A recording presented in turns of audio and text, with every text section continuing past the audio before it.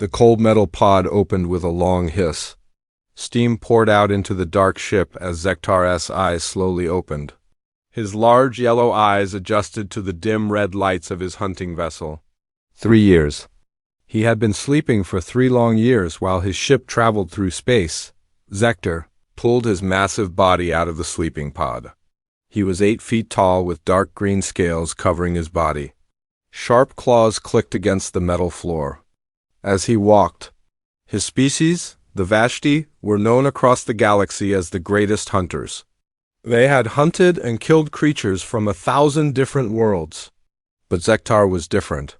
He was the best hunter his people had ever produced. At least, he used to be.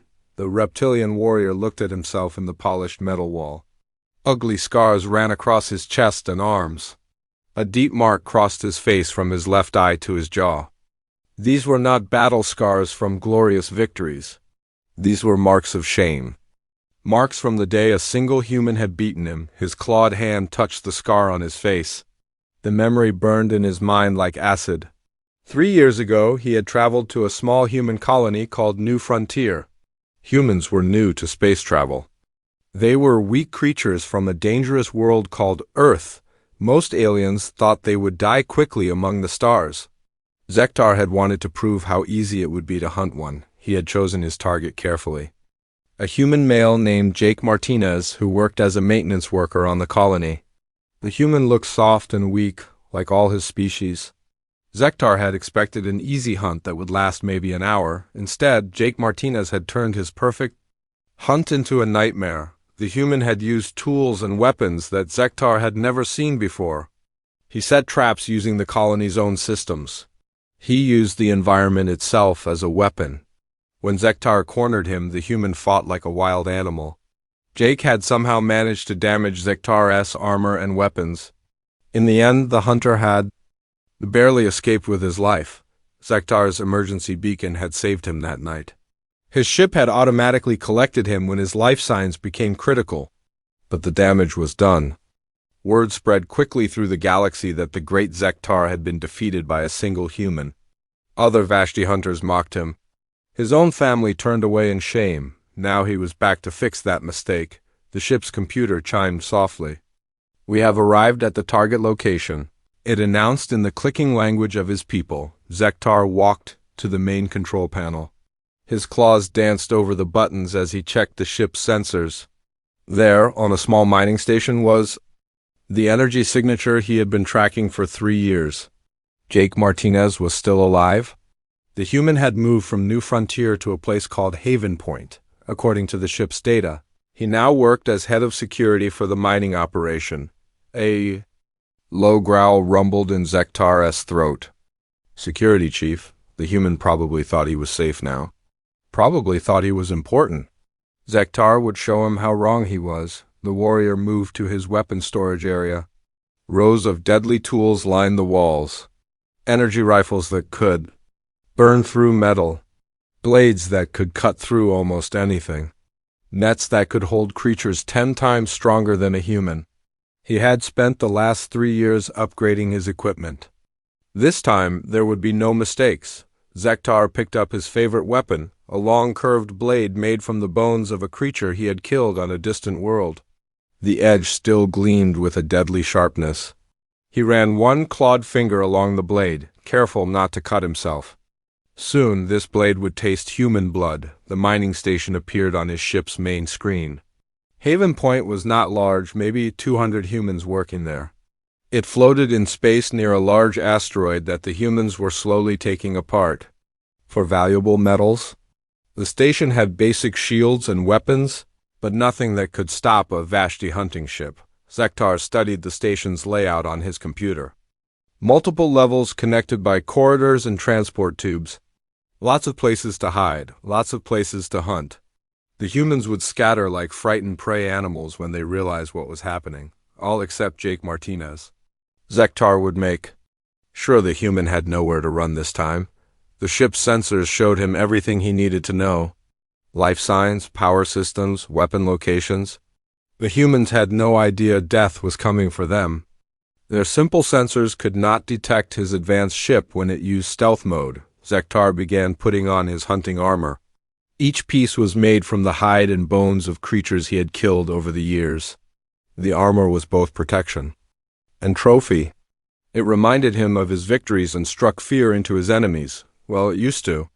Before Jake Martinez had torn pieces of it away with his bare hands, the memory made Zektar angry again. No creature should have been able to damage Vashti armor like that. Humans were supposed to be weak. They came from a dangerous world, yes, but that just meant they died easily when taken away from it. That was what every alien species believed, but Jake Martinez had been different somehow. He had fought with a strength and cunning that surprised even Zektar. The human had used every advantage he could find. He had turned the colony's own systems against the hunter. When those failed, he had improvised weapons from simple tools. When those broke, he had fought with his hands and teeth like a savage beast. Zektar shook his head to clear the memories. That was the past. This time would be different. This time, he was prepared for human tricks. This time, he would not underestimate his prey. The warrior finished putting on his armor and checked his weapons one final time. Everything was perfect. His ship began moving closer to the mining station, invisible to their simple sensors. Soon, he would be inside their home. Soon the hunt would begin again, but first he wanted to watch. He wanted to see how the humans lived when they felt safe. He wanted to study Jake Martinez and learn his habits. The human had surprised him once. That would not happen again. Zektar activated his ship's most powerful sensors and focused them on the mining station. He could see the humans moving through their corridors, working at their jobs, completely unaware that death watched them from the darkness of space. There, on the station's security level, a human male with dark hair and strong shoulders walked between monitoring stations. The ship's computer confirmed his identity. Jake Martinez, age 32, head of security for Haven Point Mining Station. The human looked older than he had 3 years ago. His face was harder, more serious. He moved with confidence through the security area, checking on his people and their equipment. He looked like a leader now, someone the other humans trusted and respected. Zektar's lips pulled back in a predator's smile, showing rows of sharp teeth. Let the human feel important. Let him think his new job made him powerful. Soon, Jake Martinez would remember what it felt like to be prey. Soon, he would learn that some hunters never give up. The great Zektar had returned, and this time there would be no escape. Jake Martinez stood in the security control room of Haven Point Mining Station. Multiple screens showed different areas of the station. Workers moved through corridors carrying tools and equipment. Everything looked normal and peaceful. But Jake felt something was wrong. He could not explain the feeling. It started as a small worry in the back of his mind, like an itch he could not scratch. Now it grew stronger with each passing minute. Something dangerous was coming. He was sure of it. Jake rubbed his temples and tried to focus on the daily reports. Crime on the station was almost nothing. A few arguments between workers, some stolen food from the cafeteria. Normal problems for people living together in a small space. Nothing that required the attention of a security chief.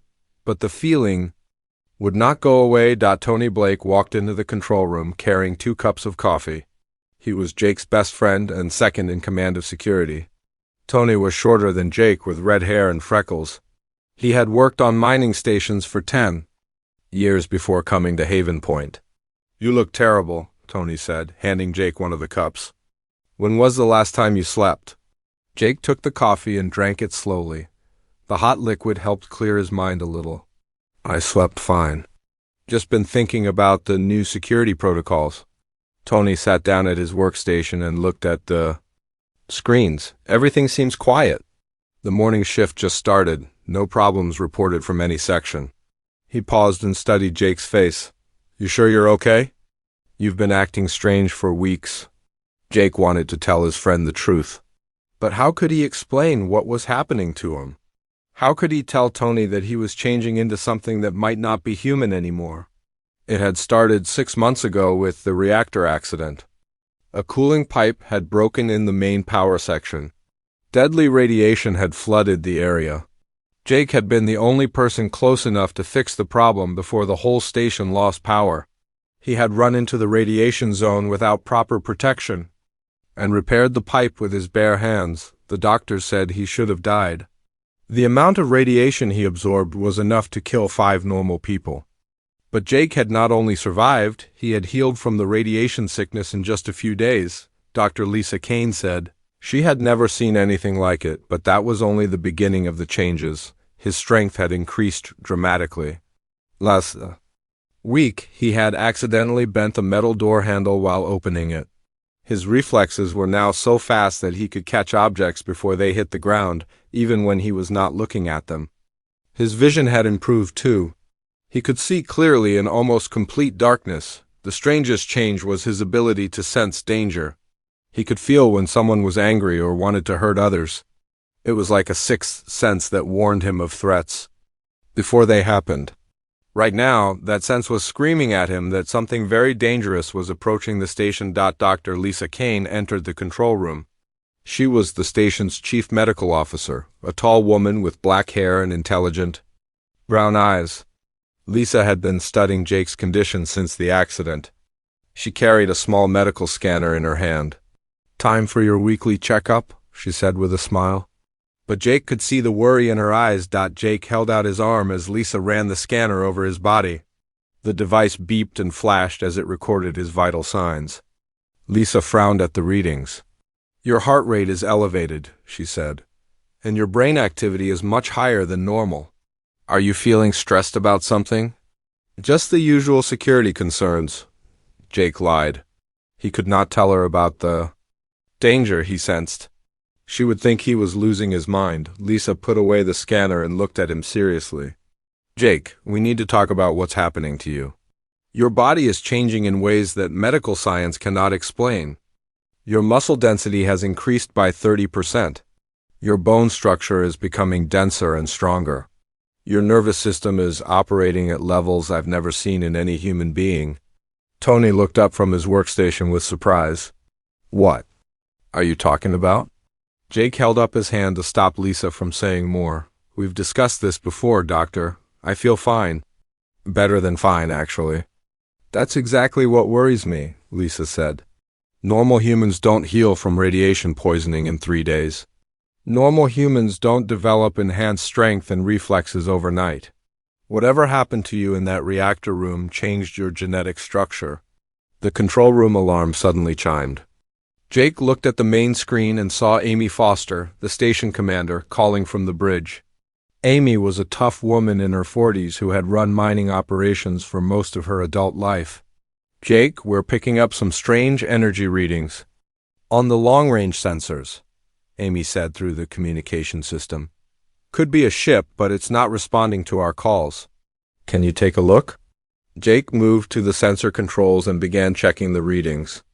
His enhanced eyesight allowed him to spot details that others might miss. There, at the edge of sensor range, was definitely a ship, but it was using some kind of stealth technology that made it hard to detect the danger feeling in. Jake's mind suddenly exploded into full alarm. His body tensed as every instinct screamed at him to run or fight, but there was nowhere to run on a space station. "It's a ship," Jake said, trying to keep his voice calm. "Small, probably single occupant.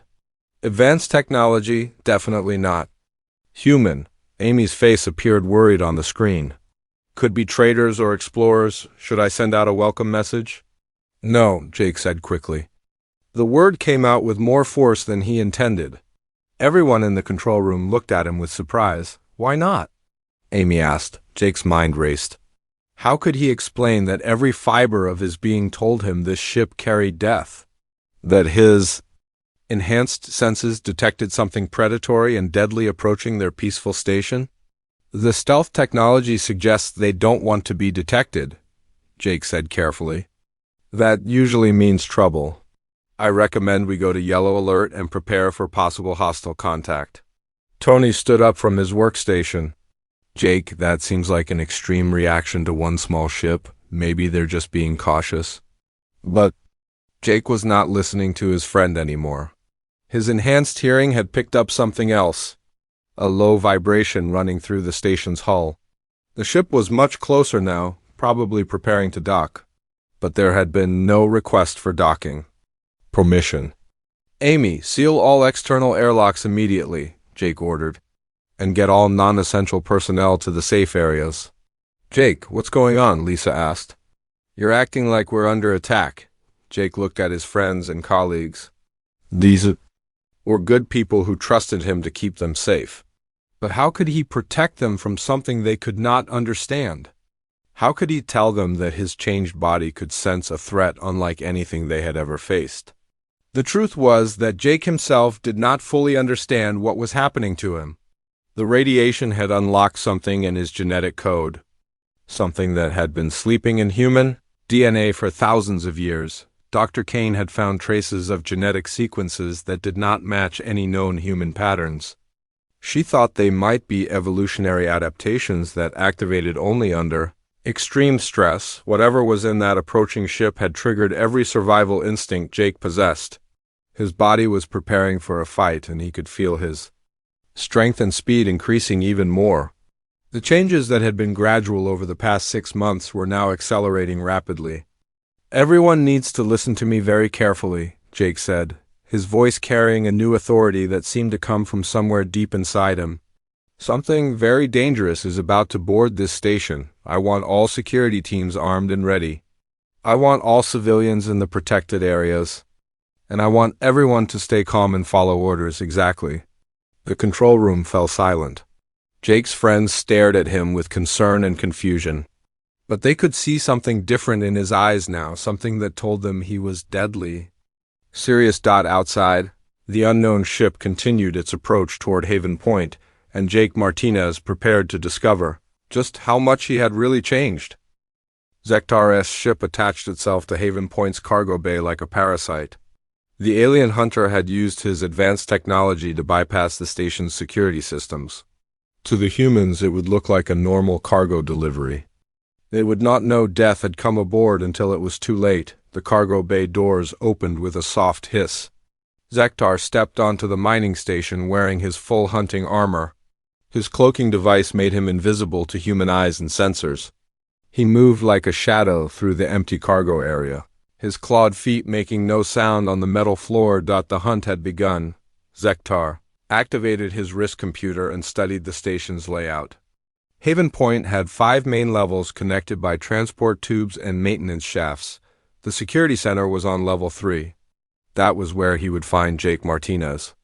But first he would disable the station's communications and create fear. Among the human crew, the hunter made his way to the communications array on level 1. 2 human technicians worked at control panels, completely unaware of his presence. Zektar could have killed them both in seconds, but he had a better plan. He wanted Jake Martinez to know he was here. He wanted the human to feel the same fear.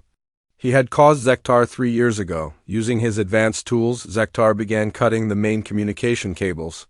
Sparks flew as the systems failed one by one. The technicians jumped back in alarm as their equipment started smoking and shutting down. "What's happening?" one of them shouted. "The whole array is going dead. Get Commander Foster on the emergency channel." The other technician yelled, "We're losing all outside communications." Zektar smiled beneath his armor. Perfect. Now the humans were trapped with no way to call for help. He moved deeper into the station, following the maintenance shafts toward his next target, on level 3. Jake Martinez felt the communication failure like a physical blow. Every enhanced sense he possessed screamed danger. His friends in the security control room looked confused and worried, but Jake knew exactly what was happening. "Tony, get teams to guard all the main access points," Jake ordered. His voice was calm but carried a deadly serious tone. "Lisa, get to the medical bay and prepare for casualties. Amy, take command of the civilian evacuation." "Jake, you're overreacting," Tony said. "It's probably just a system failure." Jake turned to look at his friend. His eyes seemed to glow slightly in the dim light of the control room. "This is not a system failure. We are being hunted." Before anyone could ask what he meant, the lights went out. Emergency power kicked in a few seconds later, bathing everything in red light. But Jake's enhanced vision allowed him to see perfectly in the darkness. He could hear his friends' increased heartbeats as fear began to take hold. "Everyone stay calm," Jake said. "Emergency protocols are now in effect.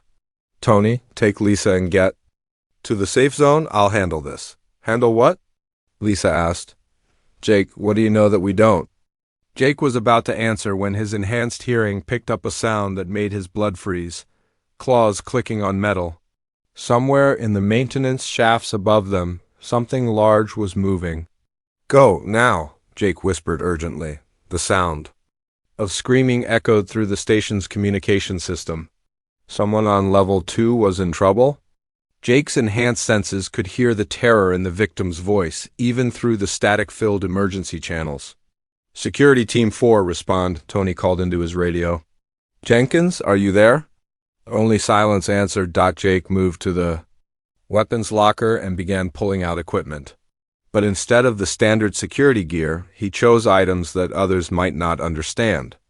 A cutting torch, heavy industrial cable, a portable gravity generator used for moving large cargo. "Jake, what are you doing?" Tony asked. "Those aren't weapons." "They are if you know how to use them," Jake replied. His voice carried a confidence that surprised everyone in the room. Another scream came through the emergency channels, this time from level 1. Whatever was killing the station crew was moving fast and working its way toward the security center. Jake finished gathering his equipment and turned to face his friends. They stared at him with worry and confusion. He looked different now, more dangerous. His muscles seemed larger, his movements more fluid and predatory. "Listen to me carefully," Jake said. 3 years ago, I was attacked by an alien hunter on New Frontier Colony. I barely survived. Now he's back and he's here for revenge. Tony and Lisa exchanged looks of disbelief. "Jake, that's impossible," Lisa said. "You never mentioned any alien attack." "Because I hoped it was over," Jake replied. "But hunters like this don't give up. They keep coming until they finish the job." The lights flickered again. In the brief darkness, Jake's eyes definitely glowed with an unnatural light. When the emergency power restored, his friends could see that he had changed even more. His skin seemed tougher, almost scaly. His fingernails had grown longer and sharper. "Jake, what's happening to you?" Lisa whispered. "Evolution," Jake said simply. "The radiation didn't just heal me. It activated something that was sleeping in human DNA, something our species developed long ago to survive against predators like this." Before anyone could respond, the security cameras showed movement in the corridor outside. A massive reptilian figure in advanced armor stepped into view. Zektar had found them. The alien hunter looked directly at the camera and spoke. His voice came through the communication system in broken human language. "Jake Martinez, I have returned to finish our hunt. Your people will die one by one until you face me. Come out and fight, human coward." Jake stepped closer to the camera and spoke loudly enough for Zektar to hear. "I'm not the same human you fought before, Zektar. You should have stayed away." The alien hunter laughed, a sound like grinding metal. "You are still weak prey, still hiding behind technology and other humans. I will show you what a real predator can do." Zektar raised his energy weapon and fired at the camera, destroying it. The screen went black. Jake turned to his friends one last time. "Get to the evacuation pods. Get as far away from this station as possible. We're not leaving you," Tony said firmly. "Yes, you are," Jake replied. His voice carried an authority that seemed to come from somewhere primal and ancient. "This is what I was changed for. This is why the radiation activated the sleeping genes in my DNA. I was made to fight things like him." Lisa grabbed Jake's arm. Her medical scanner showed readings that made no sense. His cellular structure was changing rapidly, becoming something that human science had never seen before. "Jake, your genetic code is rewriting itself," she said in amazement. "This is impossible." "Not impossible," Jake said with a slight smile. "Just unexpected. Humans were never meant to be helpless prey. We just forgot what we really are." The sound of tearing metal came from the corridor. Zektar was cutting through the security doors with his advanced weapons. He would be inside the control room in minutes. Jake picked up his improvised weapons and moved toward the door. Go, now that's an order. Tony and Lisa reluctantly gathered their equipment and headed for the emergency exit. But they stopped. At the doorway to look back at their friend and colleague, Jake Martinez no longer looked entirely human. His body had grown larger and more muscular. His skin had taken on a darker, more protective appearance. His eyes glowed with an inner light that seemed both alien and completely natural. "Jake," Lisa called out, "be careful." Jake turned to look at her one last time. When he smiled, they could see that his teeth had become sharper and more dangerous. "Don't worry about me," he said. "Worry about him." The security door exploded inward. Zektar stepped through the smoke and debris, his weapons ready. But the control room was empty except for one figure standing calmly in the center. Jake Martinez faced the alien hunter who had come for revenge. But the human Zektar remembered was gone. In his place stood something new, something evolved. Something that had been waiting millions of years to awaken. The real hunt was about to begin.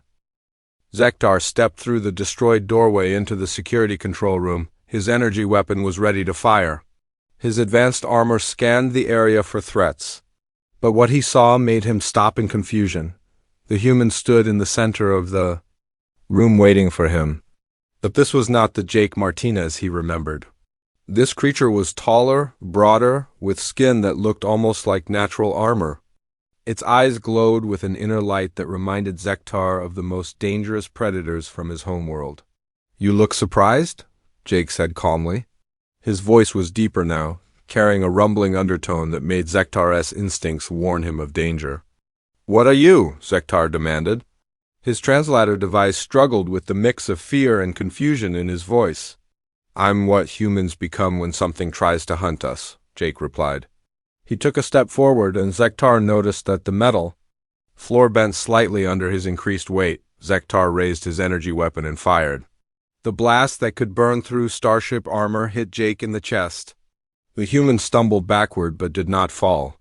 Smoke rose from his clothing, but underneath, his skin showed only a red mark that was already beginning to heal.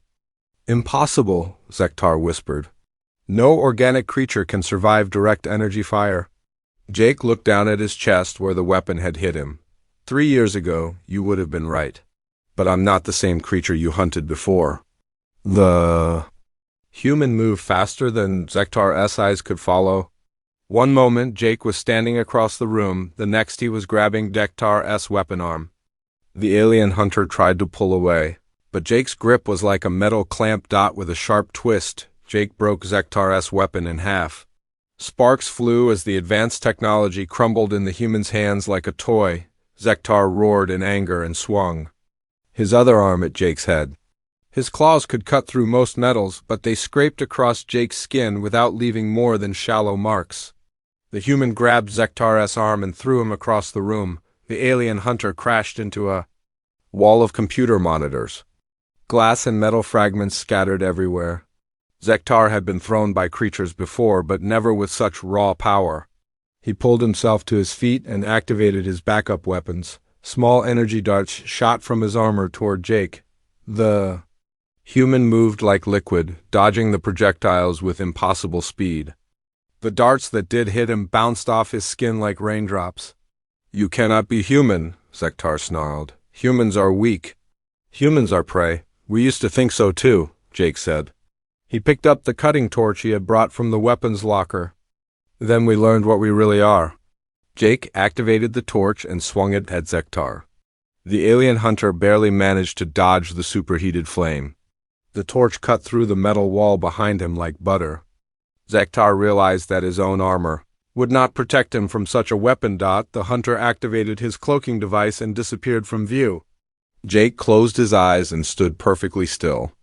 Zektar thought the human was confused and moved to attack from behind, but Jake spun around and grabbed the invisible alien by the throat. His enhanced senses could detect body heat, heartbeat, even the slight vibrations of movement. Cloaking technology was useless against him. "I can hear your blood pumping," Jake said as he lifted the heavy alien off the ground with one hand. "I can smell your fear sweat. I can feel the electrical field of your armor. You cannot hide from me." Zektar deactivated his cloak and clawed at Jake's hand around his throat. But the human's grip did not loosen. Desperately, the alien activated his armor's emergency systems. Explosive bolts fired, separating him from his chest armor. He fell to the ground, gasping for air. "You want to know what happened to me?" Jake asked as he crushed the discarded armor piece in his hands. "Your species hunts across the galaxy. You kill everything that moves. But humans come from a world where everything tries to kill us every single day." Zektar scrambled backward toward the broken doorway. "That is why you are weak. Deathworlds make creatures that die easily." Jake laughed, and the sound sent chills down Zektar's spine. "You have it backward. Deathworlds make creatures that refuse to die. They make creatures that adapt to anything. They make creatures that evolve." The human advanced slowly, giving Zektar time to understand what was happening. The alien hunter had become the hunted. Everything he thought he knew about humans was wrong. Zektar reached the corridor and began running toward the maintenance shafts. He needed to reach his ship and escape this nightmare. But as he ran, he could hear Jake following behind him. The human was not running. He was walking calmly and somehow still keeping pace. The alien hunter reached a transport tube and jumped inside. As the tube carried him toward the lower levels, he looked back to see Jake standing in the corridor. The human smiled and held up a small device. It was the tube's control unit ripped from the wall. The transport tube suddenly stopped between levels. Zektar was trapped inside the narrow space. He could hear Jake's voice speaking through the station's communication system. "You wanted to hunt me, Zektar. But you never understood what you were hunting. Humans don't just survive. We adapt, we evolve, we become whatever we need to become to protect our people." Zektar used his remaining weapons to blast open the tube. He climbed out into a maintenance shaft and began crawling toward the reactor level. If he could reach the power core, he could overload it and destroy the entire station. At least then he would take the human with him, but when he reached the reactor room, Jake was already there waiting for him. "How?" Zektar gasped. "I was ahead of you. I took a shortcut," Jake said. Behind him, a hole had been torn through 3 metal walls. "These walls are only a few inches thick, hardly an obstacle." Zektar looked at the reactor core. It was surrounded by deadly radiation that would kill any organic creature in minutes. Even with his armor, he could not get close enough to cause an overload. Jake saw where the alien was looking and smiled. "Go ahead, try it." Zektar was confused until he realized what Jake meant. The human had survived massive radiation exposure. Before, in fact, the radiation had caused his transformation in the first place. Jake walked calmly toward the reactor core. The radiation levels that would kill Zektar in seconds seemed to make the human stronger. His skin began to glow with absorbed energy. His eyes became brighter. His already impressive muscles grew even larger. "This is where it started," Jake said as he placed his hands on the reactor core. "This is where a normal human died and something new was born." The reactor began to respond to Jake's touch. Instead of overloading, it began to stabilize and produce more power. The station's lights brightened. The artificial gravity became stronger. Jake was not just immune to the radiation, he was controlling it. Zektar backed away in terror. This was not possible. No creature could control nuclear energy with their bare hands. But as he watched, Jake absorbed more and more radiation until his entire body glowed like a small star. "What are you?" Zektar whispered. Jake turned away from the reactor and looked at the terrified alien hunter. His transformation was complete. Now, he no longer looked entirely human, but he was not alien either. He was something new, something that had never existed before. "I am what humanity becomes when you try to make us extinct," Jake said. His voice carried the power of the reactor behind it. "I am evolution in action. I am the future of my species." Zektar ran. The greatest hunter in his species' history turned and fled like frightened prey. Behind him, he could hear Jake's laughter echoing through the corridors of Haven Point. The hunt was over. But the real terror was just beginning. Zektar ran through the corridors of Haven Point like a frightened animal. His armor was damaged, his weapons destroyed, and his pride shattered. The greatest hunter of his species was fleeing from a single human who had become something impossible. Behind him, he could hear Jake's calm footsteps echoing through the station. The human was not hurrying. He knew Zektar had nowhere to go. The alien hunter's ship was still attached to the cargo bay, but reaching it meant going through Jake to get there. Zektar reached the observation deck on the upper level. Large windows looked out into space where his ship waited. So close, but it might as well have been on the other side of the galaxy. He turned around as Jake entered the room. The human still glowed with absorbed radiation. His eyes were like small suns, and his skin had a metallic shine that reflected the starlight from outside. He looked more like a force of nature than a living creature. "This is where it ends, Zektar," Jake said quietly. "You came here for revenge, but you found evolution instead." "Kill me then," Zektar snarled. "Finish your victory, creature." Jake stepped closer, and Zektar prepared to die. But instead of attacking, the human stopped and looked out at the stars through the large windows. "3 years ago you hunted me because you thought humans were weak," Jake said. "You thought we were easy prey from a soft world. You were wrong. But you could not have known how wrong." Zektar watched in confusion as Jake seemed to grow calmer. The glow from his skin began to fade slightly, though his eyes still burned with inner fire. "Humans come from Earth, a death world where everything tries to kill us," Jake continued. "Predators, diseases, weather, even the plants and bacteria. We survived by becoming the most adaptable species in the galaxy. We just forgot that about ourselves. You are no longer human," Zektar said. "You're something else now." Jake turned to look at the alien hunter. "I am what humans were always meant to become. The radiation did not change me into something foreign. It unlocked what was already there, sleeping in our genetic code." "Impossible," Zektar whispered. "No species carries such power in their genes." "A species that evolved on a death world does," Jake replied. "We carry the genetic memory of surviving against every possible threat. When those memories activate, we become something that can protect itself against anything." Jake walked to the large window and placed his hand against the thick glass. Where he touched it, the material began to glow with warmth. "I could kill you, Zektar," Jake said without looking back. "I could tear you apart with my bare hands or cook you alive with radiation. But that would make me like you, a killer who enjoys causing fear." Zektar did not understand. "Then what do you want?" Jake turned around to face the alien hunter. "I want you to go back to your people. I want you to tell them what you saw here. Tell them that humans are not prey anymore. Tell them that we have evolved beyond their ability to hunt us."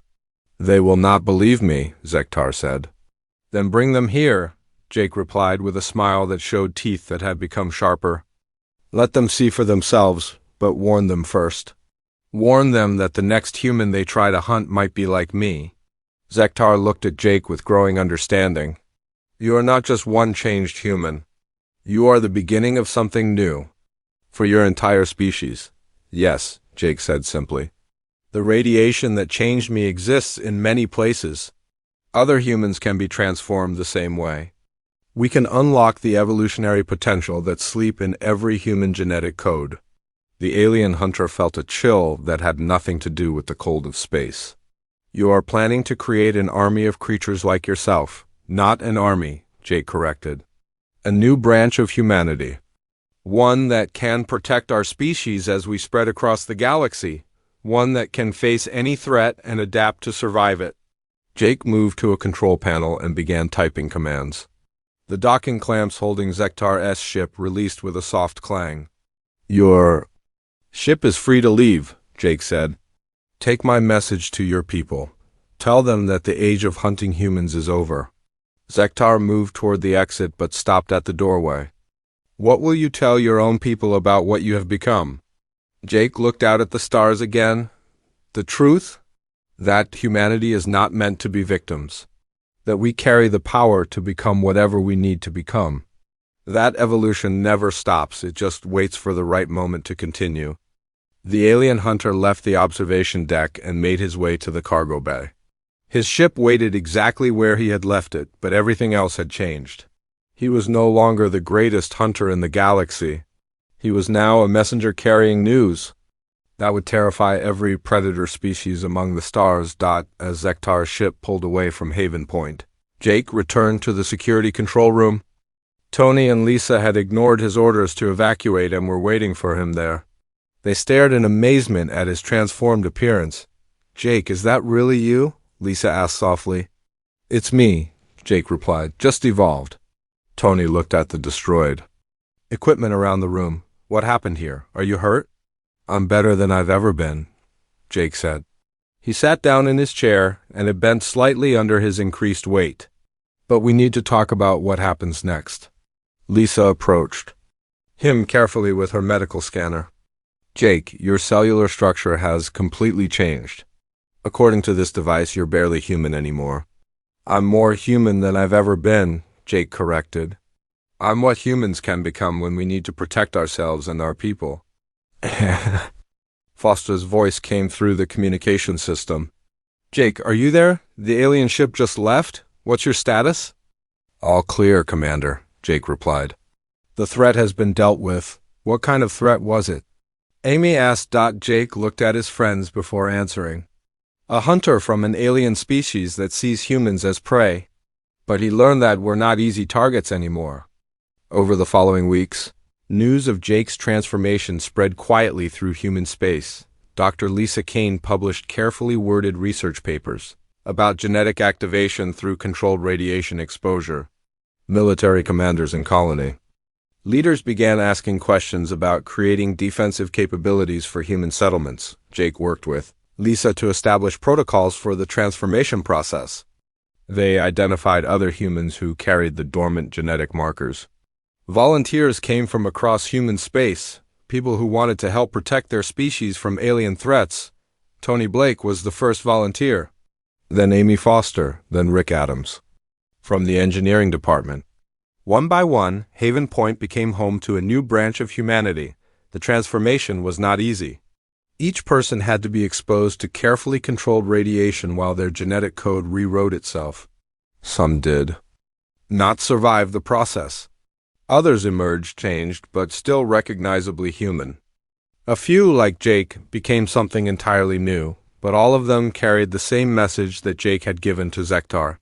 Humanity was no longer prey. They had evolved beyond the reach of any predator. They had become the guardians of their own species. Far across the galaxy, Zektar delivered his report to the Vashti leadership. The alien hunters listened in shocked silence as he described what humans could become. Some refused to believe him. Others began making plans to avoid human space entirely. Few decided that such powerful prey would make the ultimate trophy. They would learn, as Zektar had learned, that some prey becomes the predator. And when that happens, the hunters become the hunted. Jake Martinez stood at the observation deck of Haven Point, watching ships arrive with new volunteers for the transformation program. His enhanced senses could detect no hostile intent from the approaching vessels. Only hope for humanity's future among the stars. The predator had come back for revenge and found evolution instead. Now humanity would never be helpless prey again. The age of human victimhood was over. The age of human guardians had begun.